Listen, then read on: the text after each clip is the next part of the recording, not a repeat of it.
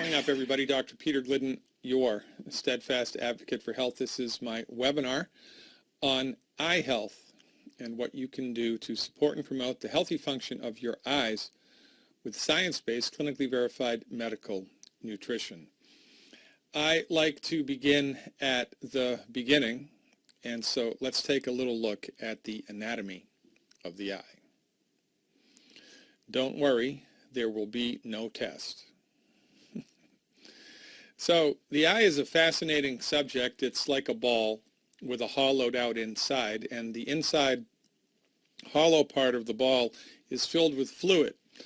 In the front of the eye, we've got the pupil and the lens and the cornea, and in the middle of the eye, we have something called the vitreous fluid, and in the very back of the eye, we have the retina, and the retina attaches to the back of the eye, very much like a thin sheet of plastic, right, on your cell phone. If you have a cell phone cover, right, you bought one of those clear plastic covers to go over the face of your cell phone. That's very similar to the retina. The retina itself is very thin, and it attaches to the back part, the back half of the eye. And it is the retina that contains the cells, the rods and the cones, which receive light and magically somehow turn the light stimuli into images that your brain can see. And those images are transported through the optic nerve, which is in the back of the eye, into the brain. It's a fascinating thing, the eye. And if you are of the atheistic persuasion, then I encourage you to study the anatomy of the eye, because it is an unbelievably complex and fascinating organ. Now, you know, just like different parts of the body, the eye needs nutrition. And our fundamental message here is that here's the amount of nutrients that the body needs. There are 90 essential nutrients that the body needs. 60 minerals, 16 vitamins, 12 amino acids, and 2 essential fatty acids. These are essential nutrients that the body needs, but it cannot make. So just like the rest of the body needs nutrients, the eye needs nutrients. And if your nutrient capacity, your nutrient stores in the body are diminished, then it's only a matter of time until something in the body breaks. And sometimes people have inherited, I'm of the opinion that people inherit weaknesses in their body from their parents and grandparents, and that these weaknesses are the first parts of the body to go when the body experiences nutrient deficiencies. So some people have a tendency to get weak joints. Some people have a tendency to produce skin symptomology. Some people have a tendency for eye pathology, right? Cardiovascular pathology, heart pathology. I believe that these weaknesses are inherited, but then they are acted upon by the stress of life and, most importantly, the lack of nutrients that are finding their way into the body, because the food does not contain all of the nutrients that your body needs in order to be healthy. It never did, quite frankly, but because of agriculture and the way that farmers are using pesticides and herbicides, the amount of nutrients in the food has become less and less and less and less over time because of mineral depletion in the soil and mineral depletion in the plants that are grown in the soil, which has been sprayed with pesticides and herbicides. I've spoken at length about that in other webinars. Nonetheless, the eye is no exception to the nutrient deficiency rule, and here is a brief overview of the nutrient needs of the eye. The lens needs vitamin C, vitamin E, bilberry, lutein, lycopene, astaxanthin. Astaxanthin and zeaxanthin are interesting antioxidants, and they have been clinically proven, zeaxanthin specifically, has been clinically proven to reduce macular degeneration and the formation of cataracts. The pupil needs zinc. Grapeseed extract is beneficial for the pupil. Bilberry extract has been proven scientifically to be beneficial for the health of the pupil. Vitamin A, selenium, lycopene, vitamin C, vitamin E, zinc. All of these nutrients and antioxidants have been clinically proven to be beneficial to the overall function and health of the eye. And therefore, it would be prudent for you, if you are concerned with having healthy eyes, to make sure that some, if not all, of these nutrients and antioxidants find their way into the body. The eye needs nutrients just like the rest of your body does. Now, let's take this a little deeper, a step further, all right? So, interestingly, in order to understand eye pathology, things that can go wrong with the eye, it would be helpful to understand the anatomy of the head. So let's go there next.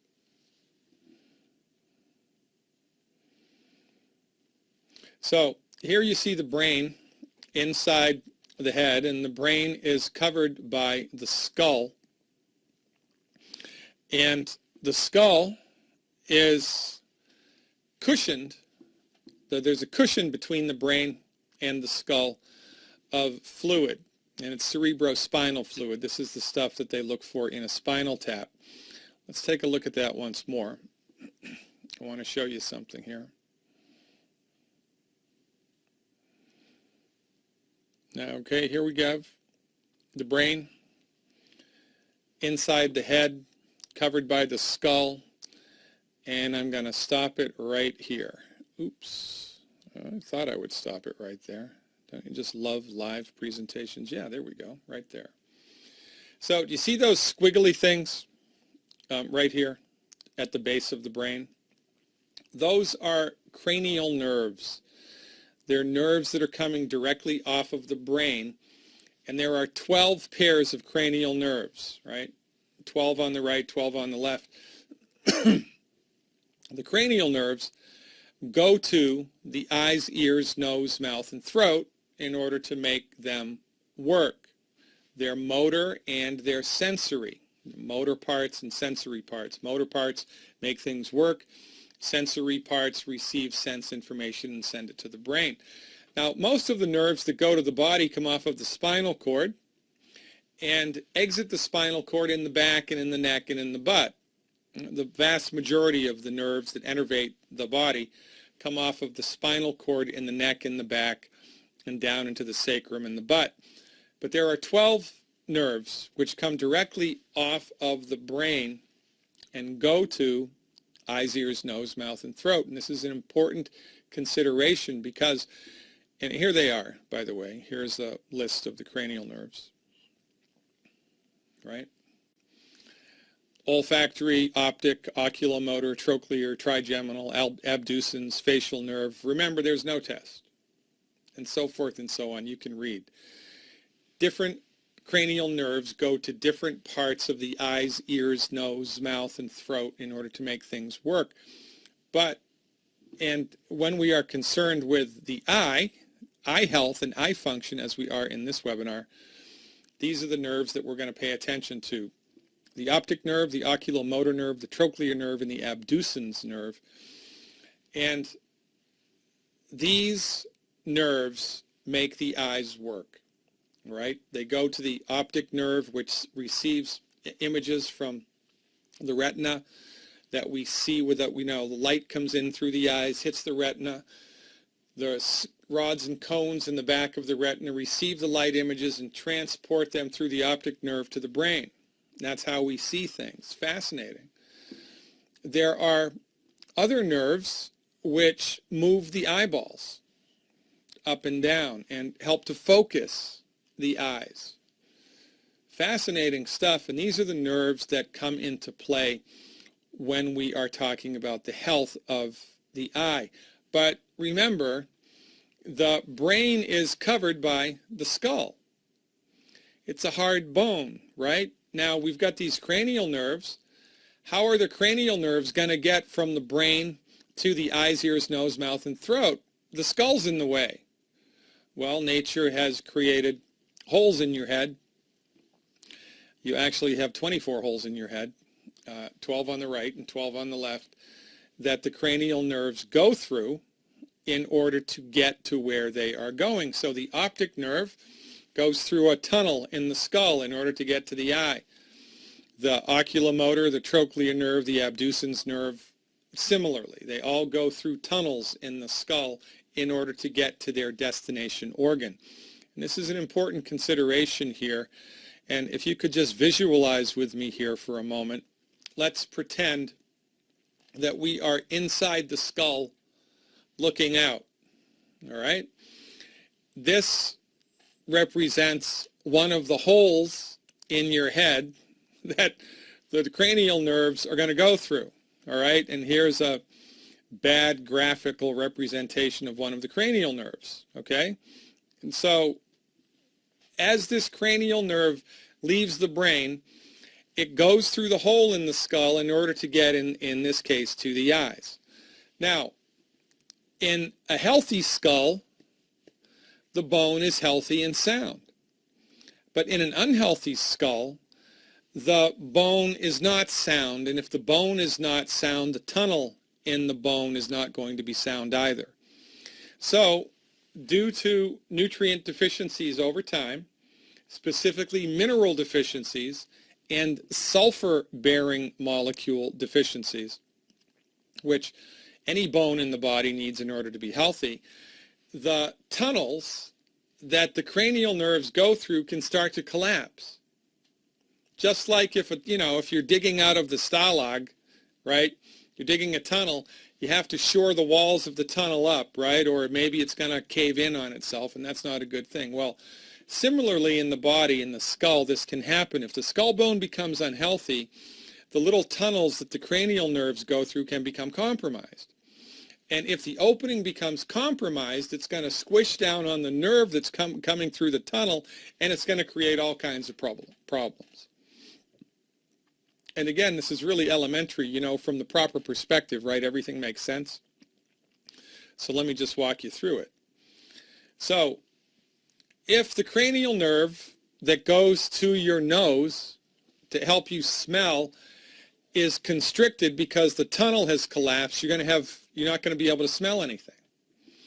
If it's the nerve that goes to your inner ear that regulates your sense of balance, you're going to have vertigo. If it's the nerve that goes to your eardrum that helps you to hear things, you're going to have ringing in the ears. If it's the nerve that goes to your tongue, to the sensory receptors in your tongue, you're not going to be able to taste things, or things are going to taste really funny to you. Salty things will taste sweet, and sweet things will taste bitter, and it's crazy, all the permutations that can happen there. If it's the nerve that goes to your voice box, you can get a chronic laryngitis or just lose your voice completely. And, of course, if it happens to be the optic nerve, the oculomotor nerve, the trochlear nerve, or the abducens nerve, which are the nerves that innervate the eye, which become problematic because their little tunnels have become compromised, then you're going to get all kinds of eye pathology. Not the least of which would be lazy eye. I know we've all seen people that have had lazy eyes, right? One eye is looking straight ahead and the other eye is looking yonder someplace, right? There's a famous actor who has a lazy eye. He's an African-American guy. What's his name? He was just in the latest Star Wars movie. I'll think of it in a minute.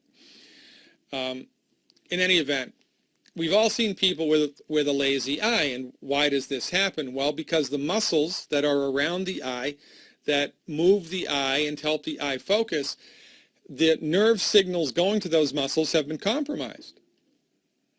And is that because you have a bad gene? No, it's most probably because your skull bone has lost its structural integrity, And that little tunnel that the nerve that's going through to innervate the muscles in the eye has become compromised. It's like arthritis of the skull, osteoporosis of the skull, more or less. Weak skull bone, right?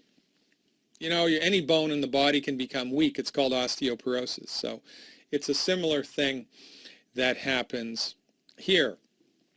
Very, very interesting. Now, of course, if it's the optic nerve that's pressed upon, the optic nerve itself, which is the big nerve that comes off of the back of the eye that brings the visual stimuli to the brain, you're going to have all kinds of trouble with your vision, or you're going to go blind.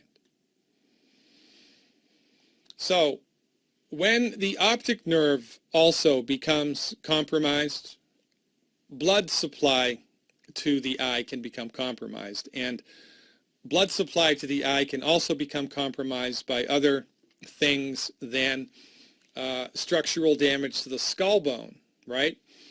The vessels that are in the eye, the blood vessels that are in the eye, are an unbelievably intricate network of fascination as far as I'm concerned.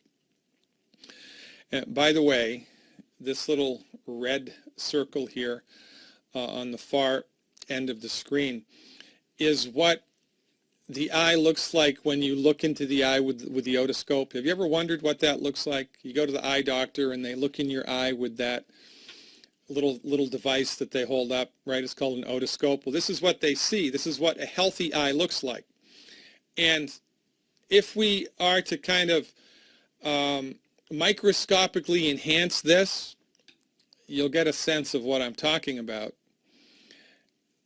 The blood vessels, the network of really, really, really small blood vessels that feed the eye is fascinating, are fascinating. And remember, it's the function of circulation anywhere in the body to bring nutrients and oxygen to wherever it's going to, and then to remove waste products and nitrogen and carbon dioxide from wherever it was innervating, right? So it's no different in the eye. Good stuff in, bad stuff out. Good stuff in, bad stuff out. Now, any blood vessel in the body can get clogged. Most people only think that it's the vessels around the heart that can get clogged, right? Because that's what we know the most about, atherosclerosis and coronary artery disease and the widowmaker syndrome, right? Well, blood vessels in the heart can get clogged. Guess what? Blood vessels in the eye can get clogged. Blood vessels anywhere in the body can get clogged. Blood vessels in the kidney get clogged, you get high blood pressure and kidney disease. Blood vessels in the eye get clogged, you get glaucoma and macular degeneration and all kinds of eye pathology, which just makes sense because there's less good stuff in and less bad stuff out. That's a recipe for disaster. So one of the things that we are up to here when we are interested in establishing a healthy eye is to make sure that the circulation of the eye is intact. And remember, our basic understanding here for healthy circulation anywhere in the body is to stop eating foods that are causing inflammation. These would be the 12 bad foods. Stop eating foods that are causing inflammation, and strengthen the fire department of your body with selenium and antioxidants. Because the fire department of your body's job is to put out the fires of inflammation before they cause damage. And we are of the opinion that it is chronic, unchecked, low-grade inflammation in blood vessels anywhere in the body, which is one of the main causes of those blood vessels getting clogged up. It's not cholesterol. Cholesterol is unrelated to the clogging of arteries. There have been lots of books written on this. My favorite is this one, The Cholesterol Myths by Ufi Ravenskov, M.D. Ufi Ravenskov, M.D. The jury is in, ladies and gentlemen. It's not cholesterol that causes arteries to get clogged up. Of course, Big Pharma doesn't want you to understand that. If you did, they couldn't sell 20 to 25 billion dollars of cholesterol lowering statin drugs a year, but that's another lecture. So when we are attempting to optimize the health of the eye, it would be prudent for us to optimize the circulation in the eye and also to optimize the health of the skull bone, right? Just makes sense. Again, from the proper perspective, everything makes sense. So I'd like to show you by way of comparison pathology in the eye. On the top red circle is a healthy eye. The bottom red circle is an unhealthy eye. See that little blot right there? That's called a hemangioma. It's like a bubble on a blood vessel, and or sometimes the bubble can burst, and that's not good, and that's what has happened there. One of the blood vessels in the eye has burst. And you know, why do blood vessels burst? Because they lose their elasticity. They become friable and fragile. Why do they become friable and fragile? Because you have a bad gene? No. In this case, because your body has run out of copper. Copper is a nutrient which is essential for elasticity anywhere in the body, including in blood vessels. Here's another picture. You can see there's really a great deal of difference between the healthy eye on top and the unhealthy eye on the bottom. The unhealthy eye on the bottom is an illness called ischemia of the eye, which is fancy schmancy doctor talk for extreme loss of blood flow to the eye. Extreme loss of blood flow to the eye. And remember, along this continuum, there are many different phases of pathology, right? You can have constricted circulation to the eye and not have ischemia, but this would be the end of the road of an ischemic event. And, you know, there's also everybody's favorite eye pathology, glaucoma. Well, what happens with glaucoma? Well, remember, in a healthy eye, there's good stuff in and bad stuff out. If the bad stuff out channels become clogged, you're going to have good stuff in, but the bad stuff can't get out. It's like your drain in your sink gets clogged, the water's going to build up. Drain in your toilet gets clogged, the water's going to build up. It's not going to be fun. Same thing happens in the eye, and so the pressure in the eye builds and builds because the body is circulating fluid into the eye all the time. All the time, all the time, all the time. So if one of the outflow channels in the eye gets clogged up, you're going to have glaucoma, which is an increase of pressure in the eye. And that's a big bad voodoo daddy, because if that continues for a long time, all kinds of damage to the eye can be a result. So the basic fundamental, regardless of what your eye pathology is, there's some fundamental things that we need to do in order to, like first steps, right? First steps that we need to ensure so that your eyes are healthy as they can be. Number one, we have to make sure your skull bone is healthy. Number two, we have to make sure the circulation to and from the eyes is as good as it can be. And number three, it would be prudent for us to give nutrients that the eye needs in order to be really, really healthy, right? Like the nutrients in that second picture, vitamin A and zinc and selenium and zeaxanthin and bilberry and things like that, because they've been clinically proven to help the eye be healthy. So why wouldn't you want to do that? Well, you should do that. And of course, these things are all the icing on the cake. The cake itself is foundational, fundamental, holistic nutrition, because the eyes are not separate and distinct from the body. You know, the eye bone's connected to the head bone, right? And so forth and so on. The body is a holistically intricate mechanism. And so when we are attempting to make the eyes healthy, we must give the body everything that it needs. and then we give the eyes a little extra this and a little extra that. And this is why we get such remarkable results and other people do not. Because other doctors will just do a lot of vitamin A or a lot of vitamin C or a lot of zeaxanthin or a lot of lutein, right? Which in and of itself is, you know, not a bad idea, but from a holistic perspective, it's somewhat juvenile. So when you give everything that the whole body needs and stop eating food that's gumming up the works and take some extra eye nutrients, well, that's a recipe for excellence. And we're the only people that I'm aware of in the entire world that are espousing this technique. So all of this begs the question, well, what do we do for skull bone support? How do we do this? Well, let's get into the nitty-gritty, all right?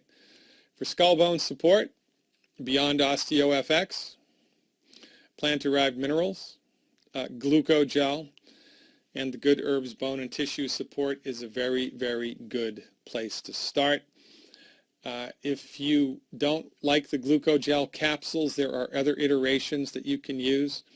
We have the glucogel liquid, we have the FlexiCare Plus, and we also have a product called Stay Restored. All of these, you know, which is better, I have no idea. I've used all of them. I can't really come down hard and say, you know, one is better than the other.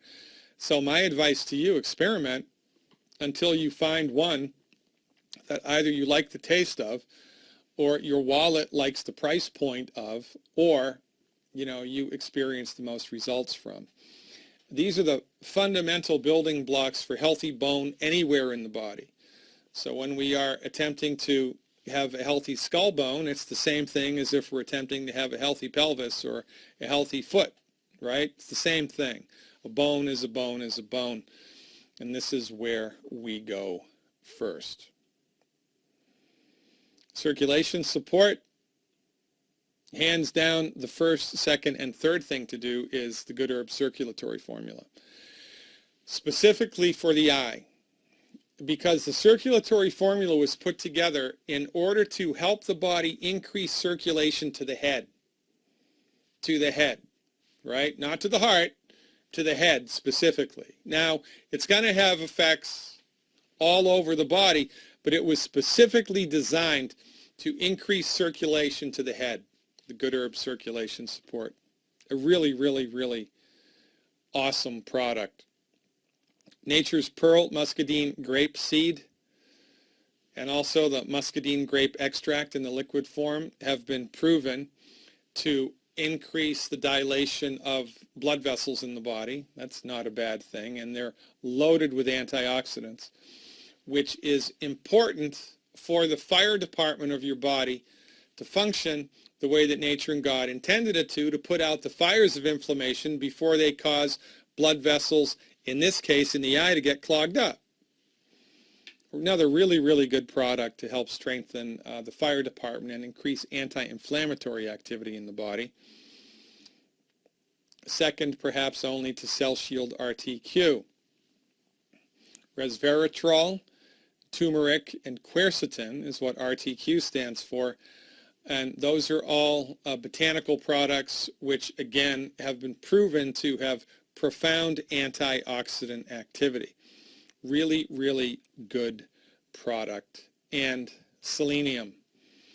Selenium is to the eye what calcium is to the bone. Animals that have the most acute vision have the highest concentration of selenium in their eyes. So we need not overlook the importance of selenium in a therapeutic program, the intention of which is to optimize eye health. Circulatory formula, muscadine grapeseed extract, Cell Shield RTQ, and selenium to help increase the circulation to the eye. Now here's the second slide again. Each of these substances, vitamin C, vitamin E, grapeseed, bilberry, lutein, lycopene, astaxanthin, zeaxanthin, selenium, vitamin E, all of these are concentrated and contained in this one product, Occutive.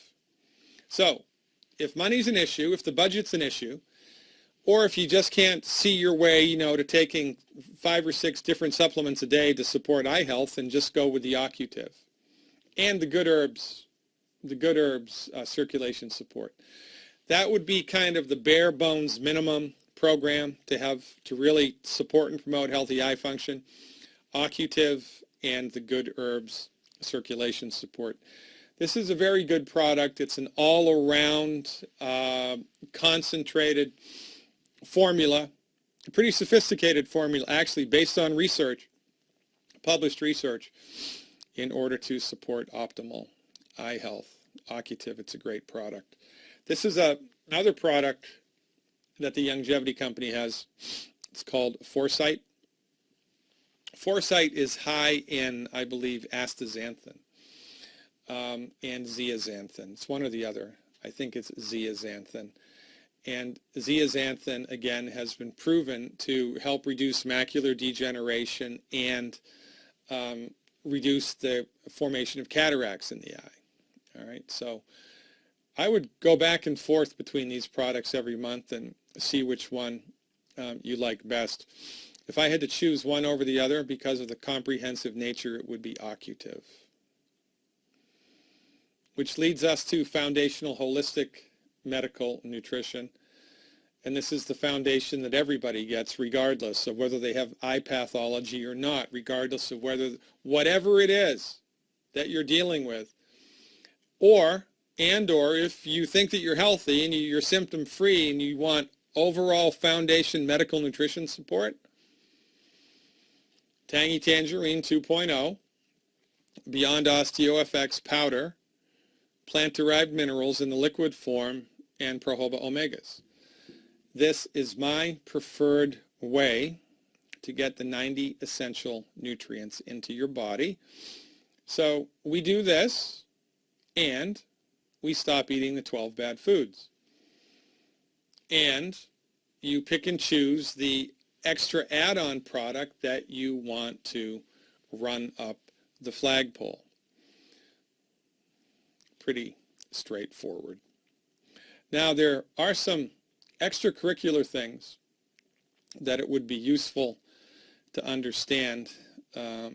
Let's take a look at one of them. Here's the skull in perhaps a way that you've never seen it before. Don't be afraid.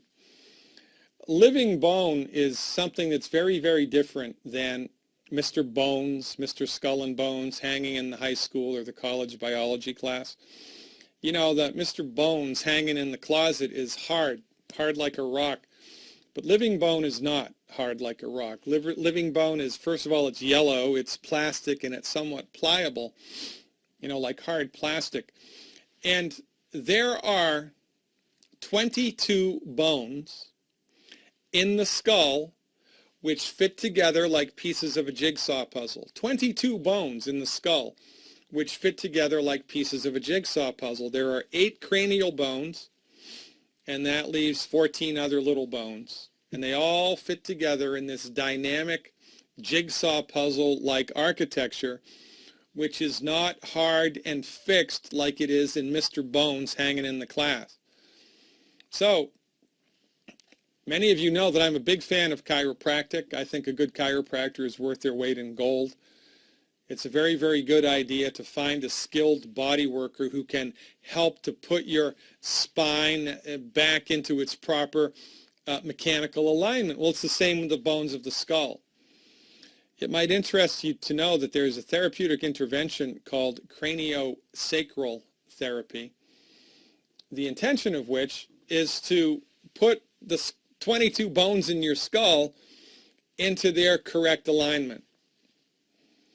So if you are experiencing any type of pathology in your head, right, whether it's ringing in the ears or vertigo or a funny smell or a funny taste or chronic laryngitis or any problem with the eye whatsoever, then you should have a craniosacral treatment or 2 or 3, because craniosacral practitioners are trained how to adjust the bones in the skull. And it's a very, very gentle, non-invasive technique.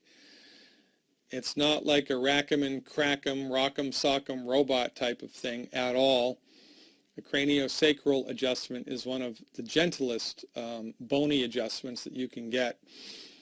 Even if you don't have any known pathology in your head, I would encourage you to find a craniosacral therapist and have 2 or 3 treatments, because you just might not know what you're missing. That's the long and the short of it, ladies and gentlemen. My presentation on how to optimize eye health. Hope you learned something. I am your steadfast advocate for health, Dr. Peter Glidden, hoping to see you around here.